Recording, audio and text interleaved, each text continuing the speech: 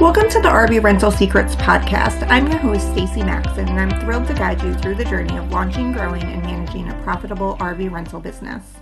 Welcome to this week's podcast, Understanding the RV Rental Market. I'm your host, Stacey Maxon. If you'd like to learn more about my background and story, you can check out episode 101 that I'll link in the show notes. So this week, I want to talk about the RV rental industry and what you'll need to do to perform market research so that you know whether you should move forward in your RV rental business. So just a little bit of background about the RV rental industry. It was really started in around 2013 that the peer-to-peer platforms started popping up.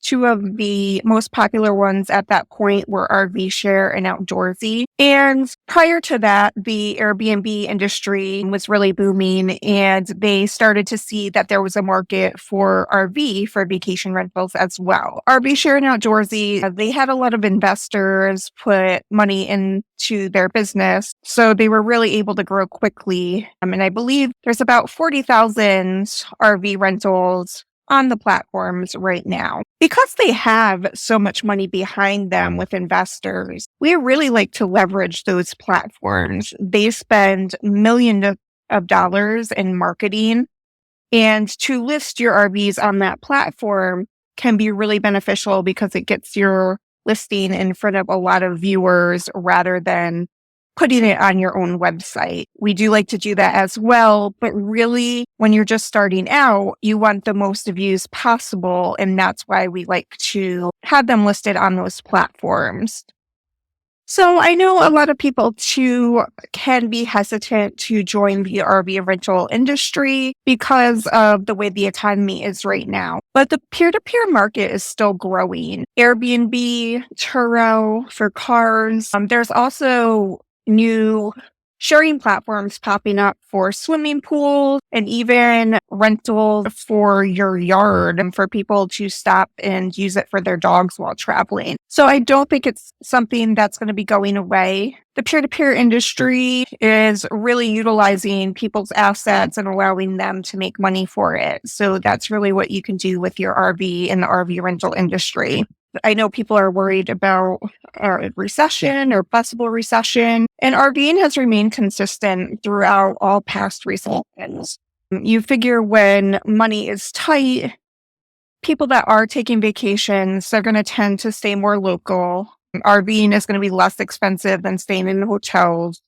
And there's a lot of activities to do at the campground that's going to be included in the price of the stay rather than them having to leave and pay for amusement parks or other attractions, or even just activities that are free to them, like hiking, biking, all things that they can do when they're staying at a campground. So that's just a little bit of the past, present, and future of the RV rental industry that I want to go over. Now let's talk about getting into that industry. So based on that, you're going to want to do market research to figure out if renting your RV or renting out a RV is going to be good in the area that you're in. So what I like to do is first Google what campgrounds are in the area. Are there RV repair shops, RV storage facilities in the area? Because if there is all of those things, it's going to tell you that RVing is popular in the area. So when I do a market research report, those are three of the things that I look at. Not only that is you want to make sure that there's RV repair shops in your area, because if you are renting out an RV or multiple RVs, you're going to want to make sure that you have someone that you can rely on that'll do the repairs and maintenance on your RV. Same with RV storage. If you don't have a place to store the RV rental at your home, you're going to need to find an RV storage facility. So knowing those in your area is going to be really helpful. Next, what I like to do is scroll down to the bottom, see how many pages of RVs there are as well. Because there's some areas that can be really saturated. And if that's the case, then people are really going to be competitive with lowering prices. So it's just something to think about. It's not that you can't list in that area, but you're going to have to find ways to add additional value without lowering your prices. So take a look and see how many RVs are in your area. What are the price points? Then, if you already own an RV, you're going to want to check out similar RVs in the area that are for rent and check the calendars, see the availability. The ones that are similar to yours are always booked. Then that kind of gives you an indication that, there's demand for that type of RV and that you would have success in your area. Again, if you don't have an RV and you're looking to purchase one, you can look to see what RVs have the highest demand. So normally it's going to be Class Cs, Class Bs. In our area in upstate New York, we do really well with bunkhouses, but that's not always going to be the case. For instance, we're in a more rural area, so having large RV deliveries is popular. However, if you live in a city, people aren't going to want a really large RV. They're going to want something smaller where they can easily maneuver through the roads and, they can easily park at campgrounds. And also you're going to want to think about the campgrounds in the area, if they have hookups or not. If they don't have full hookups, having an RV with a generator is going to be beneficial to them as well. So there's lots to think about when you're buying an RV just for renting. And I'll probably create a new episode on that at some point because there's a lot that goes into it. But if you have one in mind, just check those RVs on the platform and see how they're renting. And it can kind of give you an idea of what type of RV you should choose. Also, you're going to look and see what you can improve upon against your competitors. So maybe it is an ideal market. However, you could see that maybe people are charging for a lot of extras. So you may want to decide to include an awning rug or chairs to, go above and beyond. You could do more luxury, high-end rentals where you are doing Class A's or fifth wheels. I know some people that they set up like a Keurig coffee bar. So just really take a look and see what other people are doing and then think of how you can differentiate yourself. So once you take a look at some of the market research and take a look at the platforms and determine that it may be a good area to start renting your RV, another thing you're going to want to take a look at is the tourism in your industry to rent an RV. So for instance, I'm located in upstate New York. We're in a very rural area.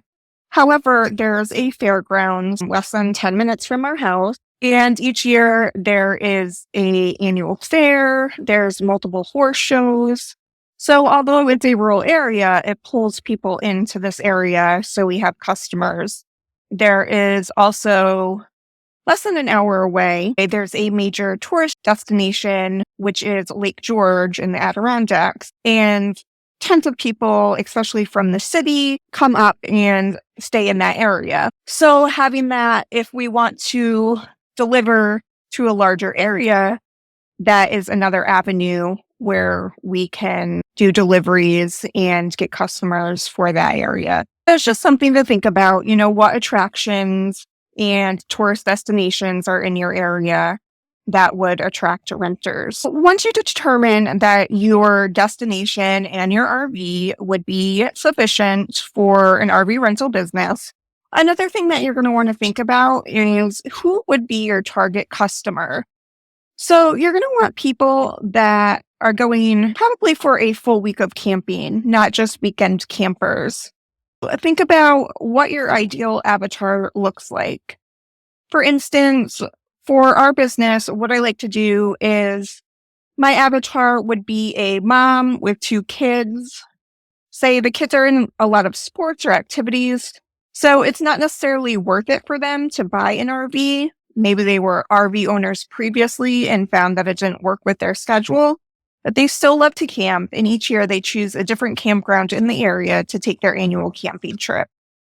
So by having an ideal avatar, you want to focus on a certain type of customer, and then all of your marketing would speak towards that customer. and you're going to want to think about what activities and what areas they would visit. This is also helpful because if you are trying to reach that customer that's taking a week trip or 2-week trip rather than the weekend camper. So this is going to help your average nightly rental. So you're going to want to try to keep work at a minimum. So if you have one week rental versus 2 weekend rentals, you're not only making more money from the nightly rate, but you're also spending less time cleaning and turning over the unit.